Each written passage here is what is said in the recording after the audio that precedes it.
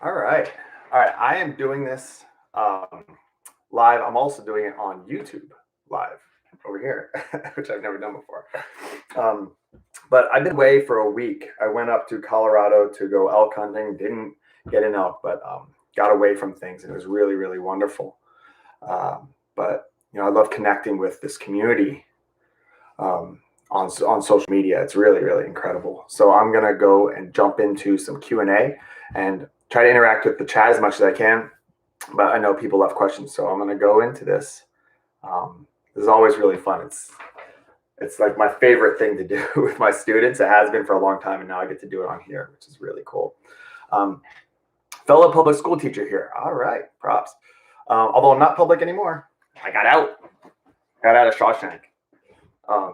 I tried to stay in it. I really did. But I had to go to somewhere that would let me do me. I think that there's a lot of teachers. It's not just the pay. Teachers want to do what they believe to be best in the classroom. I believe that. And I, had to find somewhere. I aligned with this headhunting service for education. And I basically said, put me in a school where I can just run, where I can just do me. I was at a Bill and Melinda Gates charter before that, and they were very strict. You have to do things this way and this way and this way. And I was like, I just gotta, no, I can't do it. It was failing the students, and I can't actively fail my students. I know that if you just get out of my way, I can connect with my students. Anyway, do you notice a shift towards CRT among fellow staff? No, again, because of where I'm at. But I do see a shift towards that kind of thinking at a lot of public schools and a lot of other progressive private schools. So I am the co-moderator with my boy, Zach Cresswell, brilliant math teacher in Michigan. And we are the co-moderators of the Heterodox Academy K-12 education community. Hi, Laura. And I connect with a lot of teachers from around the country, and they are seeing this trend of a lot more towards how we approach racial topics, because no one is saying we shouldn't teach. This is outright propaganda to say people are saying we shouldn't teach Jim Crow or we shouldn't teach about slavery. That's not what CRT is. That's also not reasonable by any standard. I'm sure Sean Hannity, some lunatic like that, would say, yeah, we should teach slavery. Now, I don't know how we would do it, but I do see a bit of a trend toward that, but that's part of what I think we need to push back against. Let's see. What do I think is behind the sudden rise in teens coming out as transgender or pansexual? That's a great question. I like that question. And it is a thing. I have friends in Brentwood whose kid went to a nursery school, a preschool, and they asked how their kid identifies. I have cousins in Boston, and one of the things that they did at an elementary school in Boston is they asked for the pronouns of students and stuff like that. Here's what I think it is, and I might be wrong on this, but here's what I think it is. Children are trying to figure out the world. They're trying to figure out what is. Okay, and the world is confusing. I'm 39 years old. I'm an adult, right? I'm married with 3 kids. I don't know what the world is. This is quite confusing. This simulation reality that we're in, and kids are trying to figure it out, and they're also looking for attention. And the cliche of like the bad kid in class. Typically is just looking for attention. So what happens is they get in trouble and then they're ignored at home. So let's just say like a child is ignored at home. They get in trouble. Then what happens is their mom or dad has to come to school to pick them up because they're in trouble or yell at them. And getting yelled at is better than being ignored. It's an Elie Wiesel quote. It's the opposite of love is not hate, it's indifference. And when a kid feels like their family, their friends, their environment, their community is indifferent toward them, doesn't care about them, they just want attention. And when we set up something where you are celebrated as a hero simply for being something, you don't have to do anything. You just have to be something or declare something. Just say it. That's it. That's all you need to get all kinds of accolades. Why would you not? Why would you not? So I think it's a combination. I think it's a combination of kids trying to figure out what is. And if you tell kids like sexuality is all over the place, you know, you can be attracted to all kinds of stuff. Look, Zac Efron, when he's in Baywatch, I'm like, that is a good looking dude. Like, you need boundaries to things to some degree. And some people are gay, some people are straight, some people are bisexual, of course. Of course. But there are lines here, you know, and there's something I've talked to a lot of lesbians about it. And, you know, the idea that you are now transphobic, like you're transphobic if you don't want to sleep with a woman with a penis or date a woman with a penis, or you're transphobic if you're a lesbian and you don't want to date a woman with a penis. That's homophobic.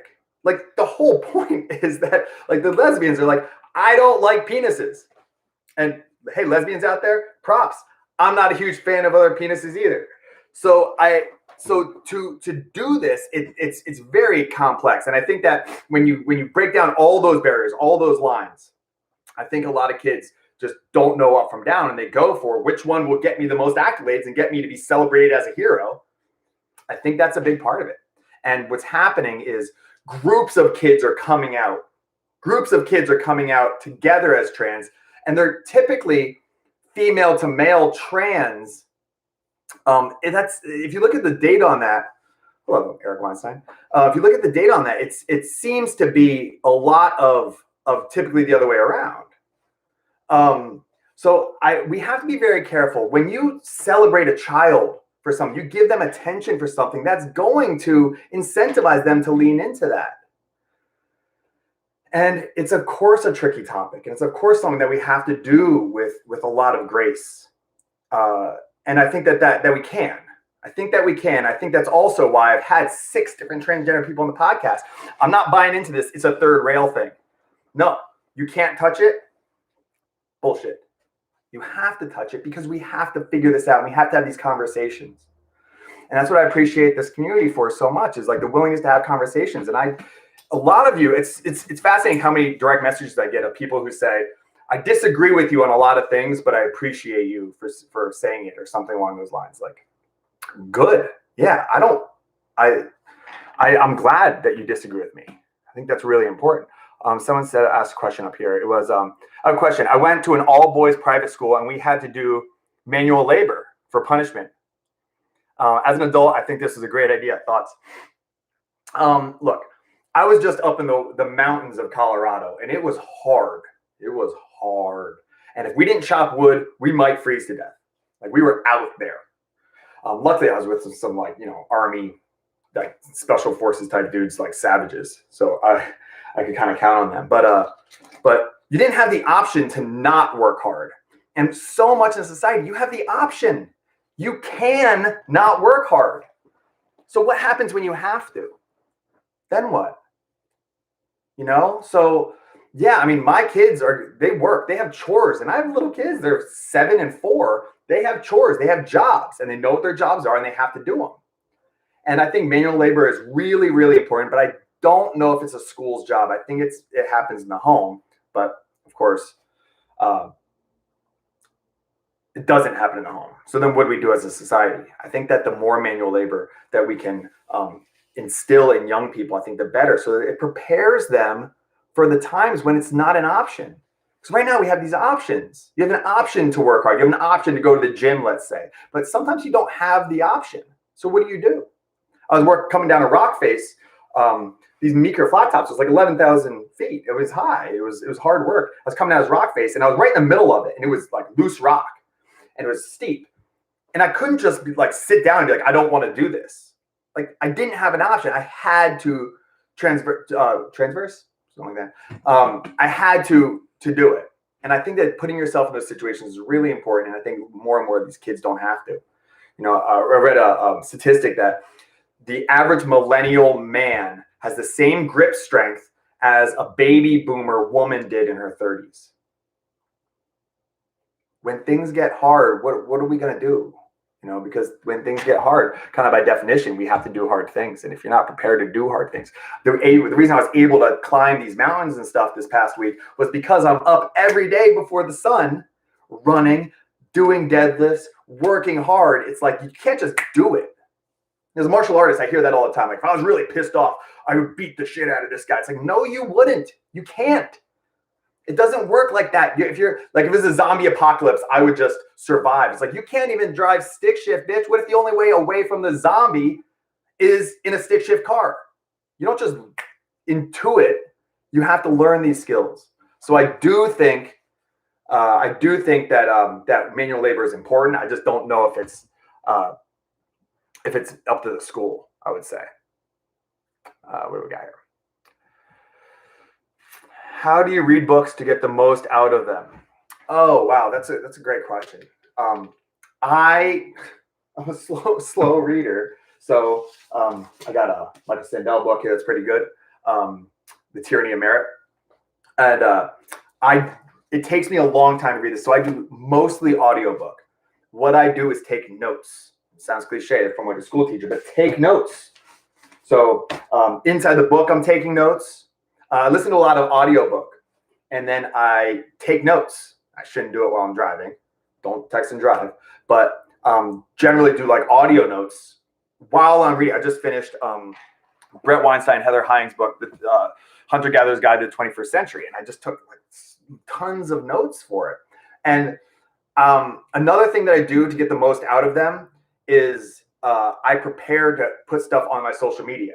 Having a social media account, I did a post before about how it can keep you accountable. So like, if you want to like lose weight, you go on your social media, like, I want to lose 20 pounds by May, and then people can kind of keep you accountable. You put it out there now. It's like, oh, now I got to do it.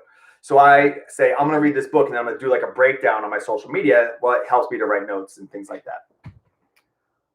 What's up, Sven? I'll be in there soon. Thank you for preparing me for the trip. That's my guys that I work out with. What does it take to be a good teacher? Oh man, I want to teach more teachers, but I don't want to get into the university system. I don't know. I'll try and circumvent it somehow.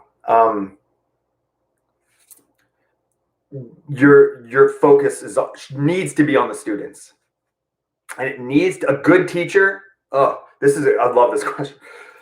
There's so many bad teachers. I'm going to release a podcast soon with Hollis Robbins. And we talked about this. She thinks like, maybe 10% of teachers are actually good teachers. To be a good teacher, you have to be a lifelong learner. You don't know everything. You need to be actively learning with your students. Now, this is for high school. It would be different if you're first grade. But I would say really important would be to learn alongside, always be a learner. Don't be closed-minded. That's what's so frustrating. That's what's so frustrating with teachers today, and a lot of the politics within this, and the activism within teachers, because by definition, an activist knows the answer.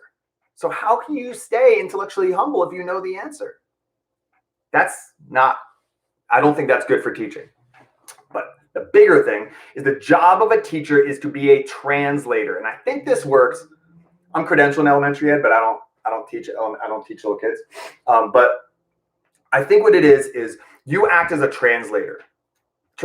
So you have information. I mean, on your phone, who was the 21st president? It's like, I don't know. I don't need to know because it's on my phone. What I need to know as like a child, as a student, is who cares? Why should I know the 21st president? Why does this matter to me as a 16-year-old in Los Angeles in 2021? And if you can't answer the question of why you're learning this in your class, I tell my students, and I think my peers hate me to some degree, because I tell my students, every class that you take, if you're in class and they're teaching you something, and you raise your hand and say, why are we learning this? How will learning this lesson, this unit today benefit me? And you lay out who you are. Me, a 17-year-old girl interested in the sciences in Los Angeles in 2021. Explain to me how reading Frankenstein will help me here. You can make that connection. That is our job. Teachers are translators. So what makes a good teacher? Translate. Look, we as adults, we don't learn things that we don't connect with benefiting us in some way. Yet we expect children to do that? That doesn't make any sense. And teachers give bullshit answers, pardon my language, but like they give bullshit answers like, so you can get into college, so you can get a job, so you can exercise your brain. Look, it's like, look, I can exercise my brain doing a lot of things, including things that benefit me. So that is a real problem in education, is that teachers are not being, they're learning content. We don't need content anymore. It's all online. What we need is translators. We need people who can explain this stuff to kids. And luckily, I'm simple-minded and I think like a teenager. So I got to make sense of this. Eric Weinstein was in here before, and I said, my superpower is the fact that I'm not that bright. So I got to have it make sense to me. Like, why do I care about World War I? I don't. So I got to find something that I can connect to that makes sense to me. And then that process is what I share at my class. I like that question. Yeah, I think we all need translators. What does it matter to me? What's your take on the shipping cargo issue? Ugh. Look, this is probably out of my lane a little bit. But I think it's a problem. I really hate being right, because I have all these like doomsday ideas. I'm like such as like conspiracy theorist now. But like the thing that just came out about the NIH funding gain of function, and like I was telling people, I was like, it seems like this is where it's headed, over and over again for months, and now it's just released. Like, nope, it was. EcoHealth was funded by the NIH. EcoHealth funded the stuff in Wuhan that was doing essentially what is by any definition is gain of function. I don't like saying I told you so, because a lot of the stuff that I think is going on is gnarly. So this shipping thing is, how do you fix it? How do you get more laborers and get these things on trucks? I think like come Christmas time, it's going to be bad. I wasn't a big Donald Trump fan. I know there's a lot of Trump fans who follow this account, but like I wasn't. But when I was trying to steel man the other side, I looked, and I think it was 2018, Christmas shopping was up. Christmas shopping purchases were up 18%. I was like, that's a sign of something positive, right? Like people were buying more. Now, maybe not. Maybe that just is a sign of, more, printing money or whatever it might be. But that's something positive. I think that this Christmas season is going to be a little gnarly, because I think shelves might be empty. We're relying a lot on things from the outside. Someone over here on YouTube saying that, we rely on so much from Asia.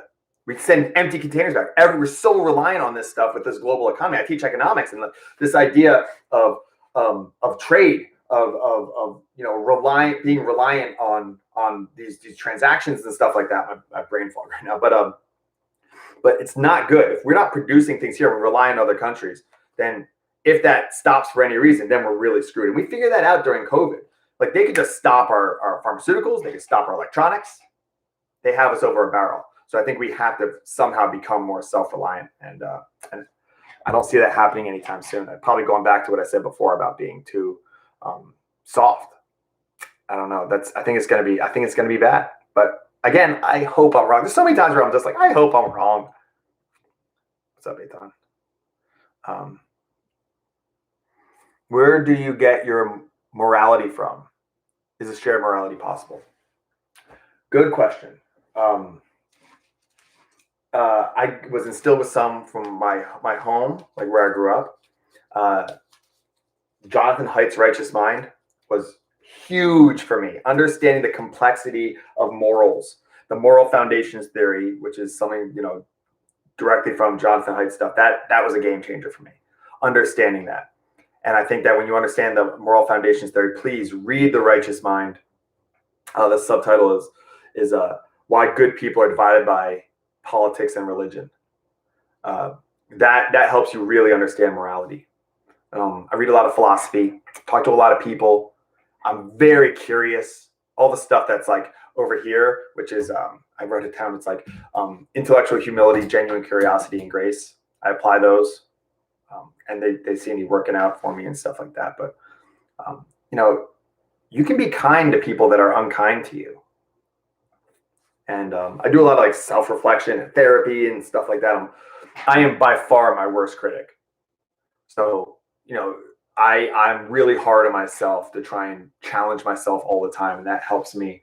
I don't think I'm a good person. And not in like a self-destructive way, but I don't assume that I'm right. And I think that helps too. Don't assume that you're right.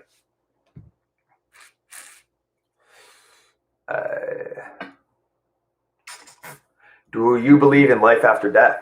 Whoa. Yes. Because it's going to take the same amount of energy for me to believe in it, which seems like a positive, than it does to believe that it won't, that it just fade out like end of show. I don't want to believe that. Well, that's what's true. You don't know that. There is a heaven. You don't know that. So, look, I'm going to talk more about religion, I think, just like as it comes up, but we don't know. So I'm going to go with the approach, the operating system that is going to serve me best. Serve me as a husband, serve me as a father, serve me as a teacher, serve me as a social media, where the hell I am. And having some sort of operating system under, for me, Christianity, it could be for a lot of things. I love Ershad Manji, and hers is Islam, and I'm friends with a lot of Jewish people. For them, it's Judaism. It doesn't matter. I do think that if you're going to choose, you have to make a choice. Are you going to choose to believe that there is something that loves you out there that created this, or are you going to choose not to? I don't know. Maybe one works better for you. That's fine. I had Pierre Boghossian and James Lindsay. They wrote atheism books. I had Travis Brown on my podcast, who's like these hardcore atheists who are wonderful people. And they don't feel like they need that to operate well in the world, and they're good people. So, okay, you don't need it. I do. Maybe it's because I'm dumb. I'm definitely dumber than James Lindsay or Peter Boghossian for sure. So maybe I just need it. That's fine. I'm okay with that. I'm okay using it as a crutch, I suppose. But yes, I do. I choose to, I guess. It says, do you believe in it? I choose to believe in it. That's my choice.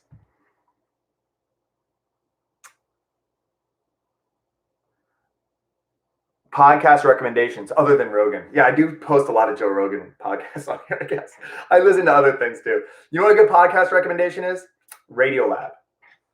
There are some amazing Radiolab podcasts, and it's shorter. I love Radiolab for like learning.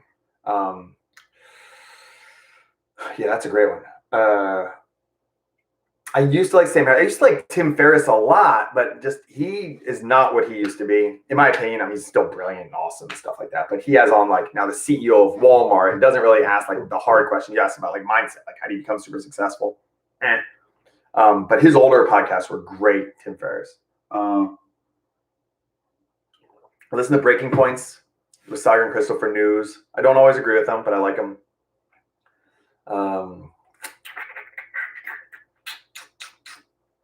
And then I listen. Usually it's like those, and then I listen to audiobooks. Yeah.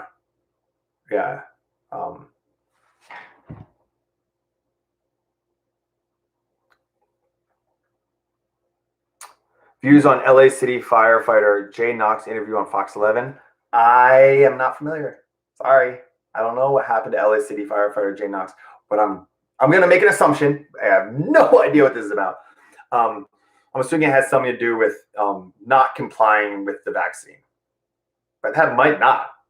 But I'm just gonna make an assumption because there are police chiefs and fire chiefs and stuff like that are not going to comply with it. You know what? One of my friends I was out with, the military guys hunting, one of them said that he believes, and he's a captain. He's a captain, might even be a major in the military.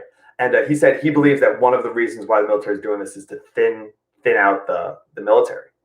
Like we have for a peaceful standing army, we have this just so many soldiers that it's a way to get rid of some of them. I don't know. But like, do we want to get rid of firefighters and policemen? Are you out of your mind? Anyway, what effect do you think COVID has had on the political climate? That's a good question. I think that it politicized. Look, Trump was he was so powerful. Ugh. Which I'm not a big Donald Trump fan. I'm not. I think that what he served could be really good. He just wasn't the man for the job. He just had the kind of like balls or ignorance or just like whatever, just the desire, the narcissism to be that guy. But we made him powerful. And he was gravity for some people where he could do no wrong. He was anti-gravity for other people. When COVID hit, he was the president. And, I mean, part of that was that he got the vaccine out in December. He wasn't out of there until January. Like, we screwed over that. But he also took no responsibility for this and blah, blah, blah, blah. And he, lied about the severity of it and stuff like that. So anything would become politicized with Donald. And that's a problem. Do I think Biden makes it through the full term? What's up, Adam? Yeah, I mean, I think Biden seems to be doing good. I don't know, whatever drugs they're giving him, it seems like it'd be, something I'd want in Vegas. Just kidding. Don't do drugs. But I think I guess he's only been in there for like a year. I don't know. I don't know if Biden's going to make it. Where's Kamala Harris? Just like absent. I don't know. This whole thing is just, we established this country, and I love this country. We established it on this idea that we should be run by the best and brightest. And our founding fathers, as flawed as they are, Chloe Valdry had a really cool post about Thomas Jefferson. Like, he was a complex person. It's only been 9 months of Biden. I can't believe that. She had a post about Thomas Jefferson, and it's so accurate. It's like, these are complex people, but they are brilliant. They were brilliant. Even if you disagree with them, they are brilliant. There are people who are brilliant that I disagree with. I disagree with Ben Shapiro on things, certain things, but he is a smart dude. I don't think Joe Biden, Kamala Harris, and the DNC, I don't think Donald Trump is brilliant. Donald Trump is brilliant as a marketer, but not even necessarily as a businessman. He's a marketer. I mean, he didn't pay a lot of workers and stuff like that. Like, we should be run by the best and brightest. And I know that I'm like a fanboy for Tulsi, but like, do you follow her account? Like, the way she deals with things is always, I had just a quick exchange with her the other day. It's like, I was just like, Tulsi, everything you do is with compassion. Even when you criticize someone, it's like compassionate and it's bright. And like, she doesn't say things that are false. She has a good record. Like, we need leadership that's like capable. And I don't know who that is, but I don't think that the best and brightest is Donald Trump or Joe Biden. So I don't know. I don't know. I was thinking of starting a fair chapter at my university, but I'm kind of fearful of my peers' reaction. But I get the fear. Okay. I do. I don't have it. Not because I'm more courageous, but because I'm in a unique situation. I say this all the time. My school supports what I'm doing. There might be literally like 5 schools in the country that would support me doing this stuff. And I'm at one of them.